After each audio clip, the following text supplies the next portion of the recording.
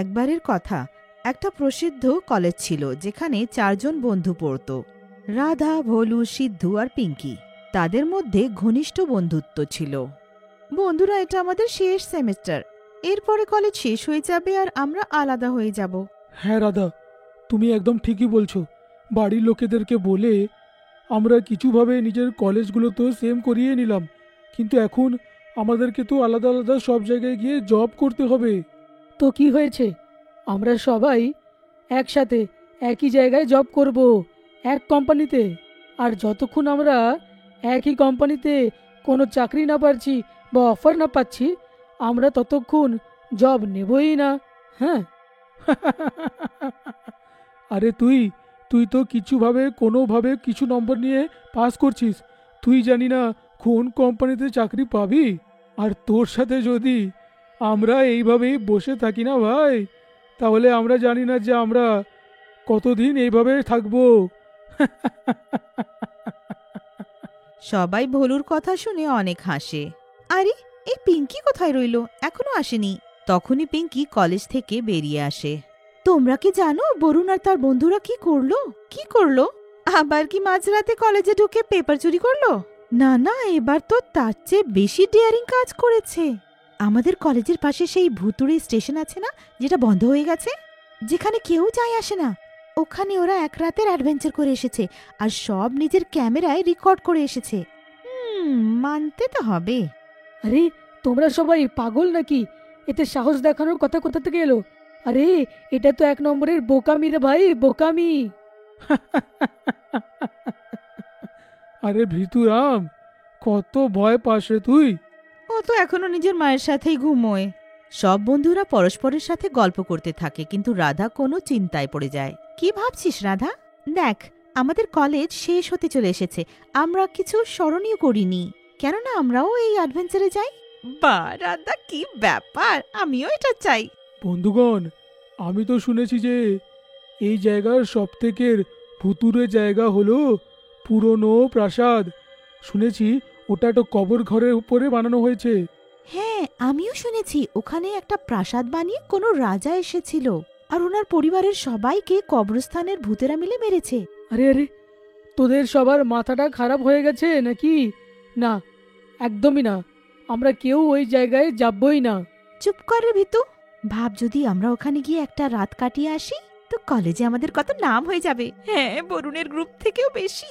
তবে এটাই ঠিক হলো, কালকে আমরা ওখানে যাব আর বাড়িতে বলবো যে গ্রুপ স্টাডি করতে যাচ্ছি। সবার প্ল্যান ঠিক হয়ে যায়, কিন্তু সিদ্ধু অনেক ভয় পেয়ে থাকে আর বারবার সবাইকে বোঝাচ্ছিল যেন তারা সেই প্রাসাদে না যায়, কিন্তু কেউই তার কথা মানতে রাজি ছিল না। পরের রাতে সবাই 11টায় একসাথে প্রাসাদের দিকে চলে যায়। কিছুক্ষণে তারা প্রাসাদে পৌঁছে যায়। রাধা ঘড়িতে টাইম দেখে। ওয়াও, একদম ঠিক টাইমে এসেছি আমরা এখানে। একদম 12টা বাজছে। ভূতেদের আসার টাইম হয়েছে। কি জানি আমরা কোনো একটা দেখে ফেলি। চলো, ক্যামেরা রেডি আছে, চলো এবার ভেতরে গিয়ে রেকর্ড করি। হ্যাঁ। তারপর তারা প্রাসাদের ভেতরে যায়। কেউ আছে? ভূত, ডাইনি, কেউ তো বেরিয়ে আসো, তোমাদের বাড়িতে অতিথি এসেছে। তুই আবার আরম্ভ করলি রাধা? আরে ভিতু, কেউ থাকলে তো আসবে। রাধা চুপ হয়ে যায় আর তার পেছন থেকে কারুর হাসির আওয়াজ আসে। তুই এরকম ভূতুরে হাসিটা হাসা বন্ধ কর রাধা, না হলে কিন্তু আমি এক্ষুনি চলে যাব। আরে না, এবার আমি হাসিনি, এটা নিশ্চয়ই পিঙ্কি আছে। না, আমি ছিলাম না। তো তো কে হাসলো? আমার খুব ভয় করছে। চুপ কর না ভিতুরাম, চুপচাপ করে দাঁড়া। সবাই প্রাসাদের ভেতরে এক্সপ্লোর করতে থাকে। দেখো, এইখানে মনে হয় অনেক বড় একটা রাজা আর মহারাজারা থাকতো। দেখো, কত দামি দামি জিনিস রাখা আছে। তখনই পেছন থেকে অনেকজনের হাসির আওয়াজ আসতে লাগে।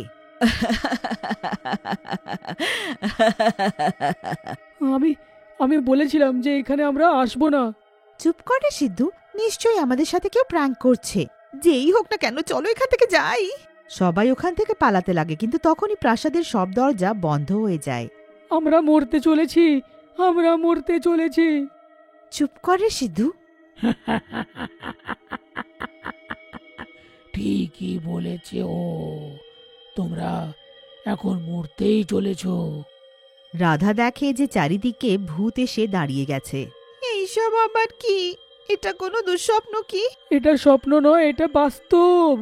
আমি তো আগেই বলেছিলাম যে এখানে আমরা আসবো না, আর এখন আমরা সবাই মরবো। এতদিন পরে এখানে কেউ এসেছে, আজকে আমাদের খালি পেট খাবার পাবে। সেই কবে থেকে আশেপাশের কুকুর বিড়াল মেরে খাচ্ছিলাম, আজকে স্বাদ পাবো। পিঙ্কি ভয়ে ওখান থেকে পালানোর চেষ্টা করে, কিন্তু একটা ডাইনি তাকে ধরে ফেলে। 2-4টে ভূত মিলে তাকে খেয়ে ফেলে। পিঙ্কি না, ছাড়ো ওকে। রাধা পিঙ্কিকে বাঁচানোর জন্য এগোয়, কিন্তু ভোলু তাকে ধরে নেয়। ভূতেরা যখন পিঙ্কিকে খেতে ব্যস্ত ছিল, তখন সিদ্ধু, ভোলু আর রাধা সিঁড়ি দিয়ে উপরে যায়। 3 জনে উপরে গিয়ে একটা টেবিলের পেছনে লুকিয়ে যায়। এবার কি হবে আমি তো কিচ্ছুই বুঝতে পারছি না। এখান থেকে কি করে বেরোবো? আমরা এখানে বেশিক্ষণ লুকাতে পারবো না। এটা ভূতেদের প্রাসাদ, আর ওরা যে করেই হোক আমাদেরকে খুঁজে নেবে। তখনই রাধার নজর প্রাসাদে লাগানো বড় বড় পর্দার উপরে পড়ে। রাধা ওগুলো নামিয়ে নেয় আর তাড়াতাড়ি সিদ্ধু আর ভোলুকে টেনে একটা ঘরে নিয়ে যায়। আরে রাধা, তুই আমাদেরকে এখানে কেন এনেছিস? আর আমরা তো এই ঘর থেকে বেরোতেই পারবো না। হ্যাঁ, বাইরে তো এতগুলো ভূত আর ডাইনি দাঁড়িয়ে আছে।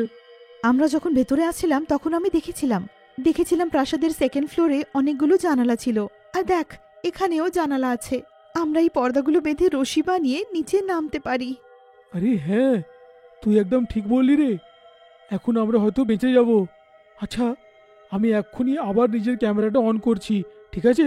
আরে ভোলু, তুই কি নিজের মরণটাকে ও ক্যামেরাতে রেকর্ড করবি নাকি? চুপচাপ এটাকে ভেতরে রাখ না তো।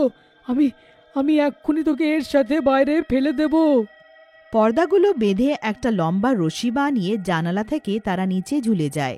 প্রথমে রাধা রশি দিয়ে নিচে নামতে লাগে, কিন্তু সে নিচে গিয়ে দেখে যে সব ভূত নিচে দাঁড়িয়ে আছে আর তার নামার অপেক্ষা করছে। আরে সিদ্ধু, ভোলু, আমাকে উপরে টান, সব ভূত এখানে আছে। রাধার চিৎকার শুনে ভোলু তাড়াতাড়ি রশিটাকে ধরে নেয় আর উপরে টানার চেষ্টা করে, কিন্তু একটা ভূত রশিকে নিচে টানে আর ভোলু আর রাধা দুজনে নিচে পড়ে যায় আর সবাই মিলে তাদেরকে খেয়ে ফেলে। সিদ্ধু যখন ওপর থেকে এই নিচের দৃশ্যটা দেখে তো ভয়ে তার অবস্থা খারাপ হয়ে যায়। হে ভগবান, এরা দুজনেও মরে গেল। এবার আমার কি হবে?